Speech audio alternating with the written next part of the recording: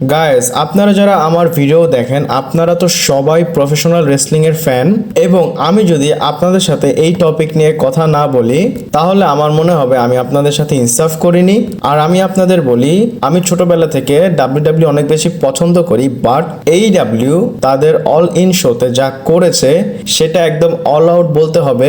Personally আমি ডাব্লিউডাব্লিউর product দেখে পছন্দ করি, বাট এইডাব্লিউ যা করেছে আপনারা যদি দেখেন এটা তাহলে আপনারাও এন্টারটেইন হবেন। আর এই অল ইনে সিএম পাঙ্কের চ্যান্ট হচ্ছিল, আর আমি এইডাব্লিউর কিছু ইম্পর্টেন্ট ম্যাচ বা যেগুলো বড় ম্যাচ সেগুলো নিয়ে কথা বলবো। চলুন শুরু করা যাক। Hello viewers, welcome to Rachel Bangla BD. প্রথমেই বলি, মারায়া মেয়র তার সাথে টনি স্টর্মের ম্যাচ হয়েছে। আর যদি আপনারা এই সময় পুরো উইমেন্স ডিভিশনকে চেক দেন তাহলে আপনারা এই ফিউডটা ছাড়া অন্য ফিউডে ইন্টারেস্টই দিতে পারবেন না। আর পার্সোনালি টনি স্টর্মের কথা যদি বলি, তার ক্যারেক্টার অনেক বেশি বেটার। এটা কেন বললাম, সে একটা সময় ডাব্লিউডাব্লিউতে ছিল, আপনারা তো তাকে দেখেছেনই। আর এখন যদি আপনারা টনি স্টর্মকে দেখেন তাহলে আপনারা তাকে বলবেন যে সে নিউ সুপারস্টার না, সে অনেক পুরানো সুপারস্টার। আর টনি স্টর্মকে যদি আপনারা দেখেন তাহলে আপনারা অন্য একটা ফিল পাবেন, কারণ ওনার এন্ট্রেন্স, ওনার ফেসিয়াল এক্সপ্রেশন। আর যদি মারা মেগার কথা বলি, সে এমন একটা হিল ক্যারেক্টার প্লে করতেছে, সে তার নিজের মাকে আজকে চট দিয়েছে আর তার মা রিং সাইডে বসেছিল। আর আজকে এই ম্যাচে টাইটেল চেঞ্জ হয়েছে, আর টনি স্টর্ম তার ফিনিশার মুভ স্ট্রম জিরো সেটা মেরেছে। আর এইডাব্লিউর যে উইমেন্স ওয়ার্ল্ড চ্যাম্পিয়ন সেটা সে জিতেছে। আর যদি বলি উইমেন্স ডিভিশনের অনুযায়ী এইডাব্লিউতে যা চলতেছে সেটা পারফেক্টই চলতেছে। এরপরে আরো একটা ম্যাচ হয়েছে যেখানে ক্যাসিনো গল্টেড ম্যাচ ছিল।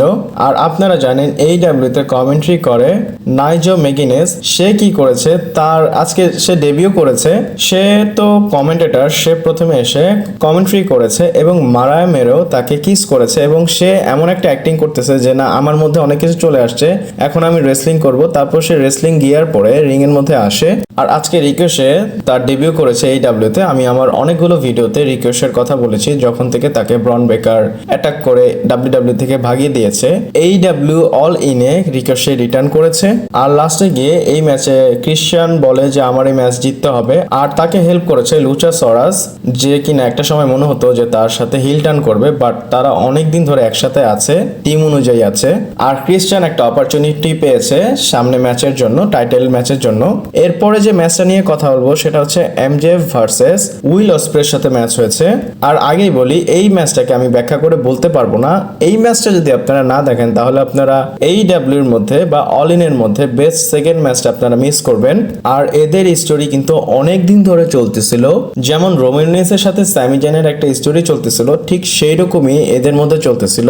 আর যদি উইল অসপ্রের কথা বলি, সে তো হোম টাউন বয়, লন্ডন থেকে সে বিলং করে, এবং আজকে অল ইনটা লন্ডনে হয়েছে।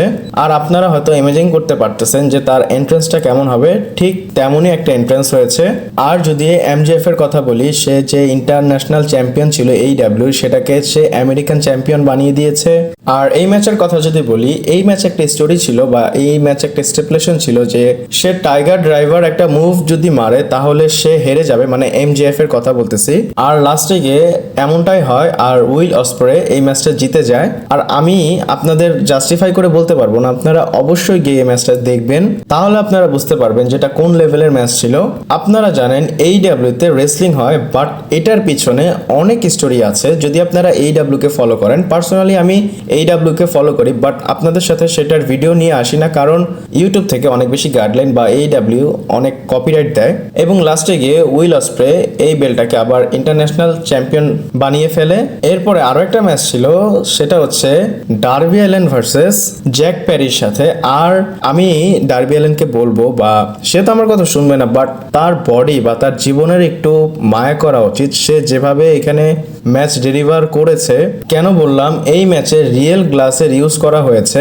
আর এই গ্লাসটা ইউজ করেছে জ্যাক প্যারি যেন সিএম পাঙ্কের উপর শট নিতে পারে।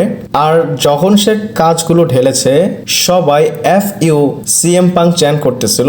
FU মানে আপনারা তো বুঝতেছেন যে এখানে কি চ্যান্ট হয়েছে।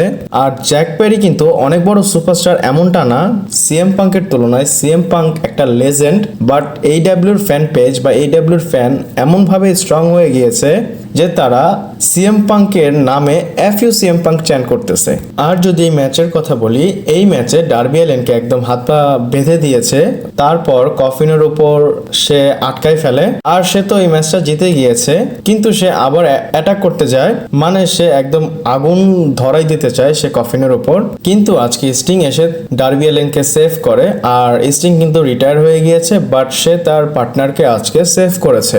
এরপর শো এর মেইন ইভেন্টের বিষয় বলি, আর আমি আসলে কি বলবো এই শো এর মেইন ইভেন্টের বিষয়।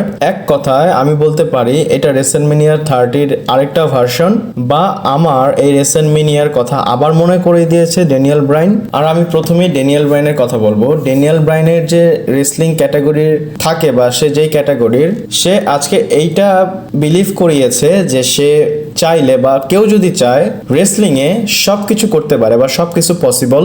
আর এইরকম সে 10 বছর আগে করেছিল, আর 10 বছর পর সে ঠিক এই কাজটাই করেছে। আর আজকেও সে তার ক্যারিয়ার অন দ্য লাইনে রেখেছিল।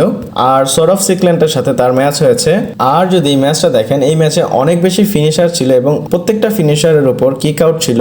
আর আরেকটা কথা বলি, ব্রায়ান ড্যানিয়েলসন বা ড্যানিয়েল ব্রায়ান, তার ওয়াইফ রিং সাইডে ছিল, তার বেবিও রিং সাইডে ছিল।